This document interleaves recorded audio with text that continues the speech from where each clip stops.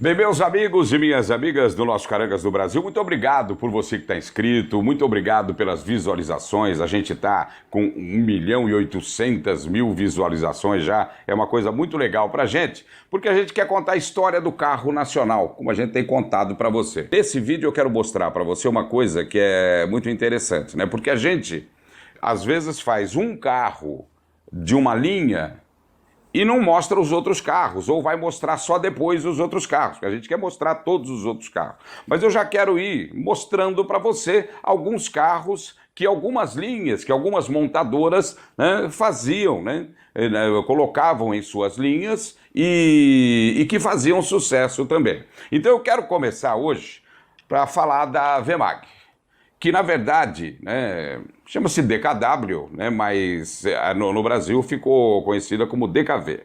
E nós mostramos com o Odair esse carrinho aqui, ó, que é o DKV Belcar 1965. Qual é a característica desse DKV? Ele veio na primeira série, né, de carros até 1965, e na primeira série de 65, ainda vem com a porta suicida, que é aquela porta que abre assim, abre, né, de frente para trás. É uma porta que, a princípio, as pessoas que faziam designs automotivos, de automóveis na época, achavam que dava mais facilidade para as pessoas entrarem.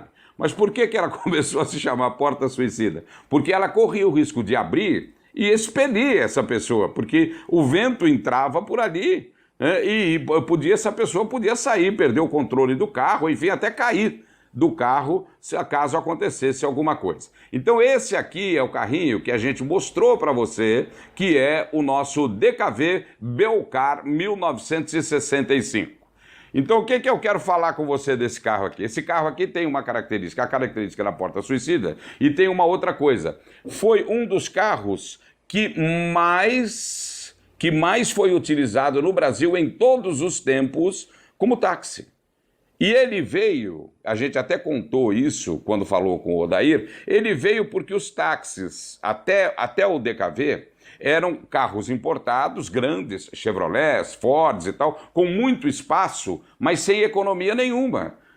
O taxista gastava muito dinheiro com combustível para fazer as corridas, as viagens que tinha que fazer.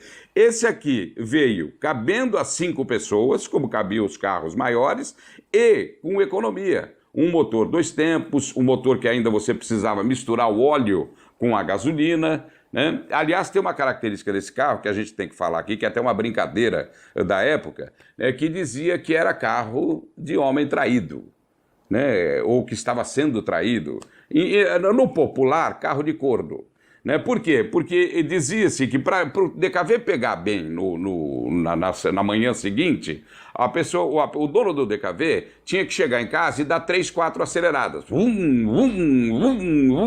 E o cara que estava lá, o Ricardão, já percebia que o dono tinha chegado e vazava, pulava fora, né? Metia o pé e ia embora.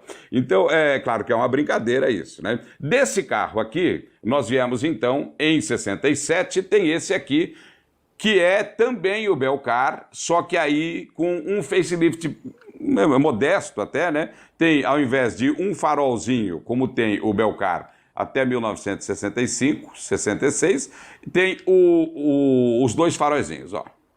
Os 2 faróizinhos na frente, né? Já tem a porta também, como já a segunda série desde o 65 tinha, já não é mais suicida, a porta que abre normalmente. A lanterna traseira tem uma ligeira alteração. Como esse carro é vermelho, não dá para ver direito, porque a lanterninha era toda vermelha do DKV. Mas ela deixa de ser assim e cai, inclina, né? Então são as alterações que vieram. Por dentro, muito pouca alteração a DKV fez para manter também, né, as características desse carro, que fazia um grande sucesso. Só que a gente acha que esses são os primeiros carros que a DKV colocou no Brasil. Não. A DKV lançou este carrinho aqui, ó, primeiro. Esse aqui, que é a Vemaguete. DKV Vemaguete. Esse aqui, para você ter uma ideia, é a vovó, ou quem sabe a bisavó das vans. Né? Porque a gente chamava, na verdade, na época, né, as pessoas chamavam de perua. né? Não chamavam de van. Né? Van, que é uma coisa de station wagon, né? Essa coisa toda, que é a característica de carros que acomodam melhor as bagagens e tal, já no interior do carro, sem ser em porta-malas, como todo carro de sedã. Então tá aqui, olha, essa aqui é a Vemaguete. A Vemaguete, esse carrinho aqui bonitinho, que vai passear um pouquinho aqui para você, ó, porque eles andam todos os carrinhos nossos aqui, ó. Ele vai passear. Vamos dar uma volta com a Vemaguete aqui, ó. Ó, a Vemaguete estacionou aqui. Aí, olha lá, estacionou. Então a Vemaguete também foi lançada. Com esses carros que eram carros, né, populares, mas carros sedã, van, carros para cidade, né? A DKV lançou também, por essa época, um off-road. Um dos primeiros carros off-road do Brasil. Tá aqui, olha, esse carro lindinho, esse Jeep Candango, que era a paixão da garotada, dos adolescentes que estavam começando a ter os carros, porque ter um Jeepinho era muito legal e tal, né? Então, e por que chama Candango? E eu vou explicar para você uma coisa, só que eu tenho que ler aqui, eu vou pegar o óculos porque eu tenho que ler. Na verdade, ele, na Alemanha, foi batizado de DKW, né, mas o DKV, Munga, M-U-N-G-A, que quer dizer Mesweg, Universal Gelandwagen Allround-Trieb. Melhor falar Candango. Então ficou Candango aqui. Por que Candango? Porque os trabalhadores que construíram Brasília, que estava começando a ser construída por Juscelino Kubitschek, que era o presidente do Brasil na época, os trabalhadores que construíram a capital, aquela que seria a nova capital federal, eram chamados de Candango. Então a gente tem aqui esses carros aqui, que fizeram um sucesso tremendo na DKV, né? E aí o pessoal da DKV tinha que combater o Aerowilis, o JK, que era feito com a Fábrica Nacional de Motores. A DKV precisou fazer um carro que fosse um carro nesse estilo. E lançou este carro aqui. E foi buscar, você está vendo aqui, ó, o Fissori.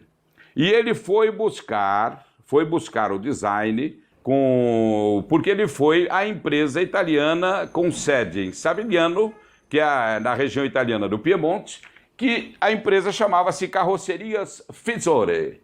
E aí o que aconteceu? Ele veio para cá como Fissori, só que ninguém ia falar Fissori e acabou ficando Fissori.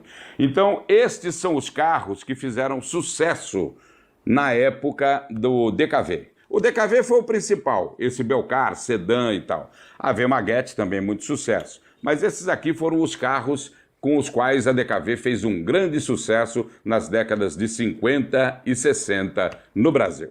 Então, olha, você que está vendo a gente aí no Carangas do Brasil, se inscreva aí no nosso canal, tá? Porque aí você fica sabendo de todos os vídeos, de todas as novidades. A gente tem colocado o Dr. Corcel aí, né, que está fazendo um sucesso tremendo, um dos grandes preservadores do Corcel e de outros carros também. Então a gente quis mostrar para você hoje o que a DKV fez no Brasil nas décadas de 50 e 60. Um grande abraço para você.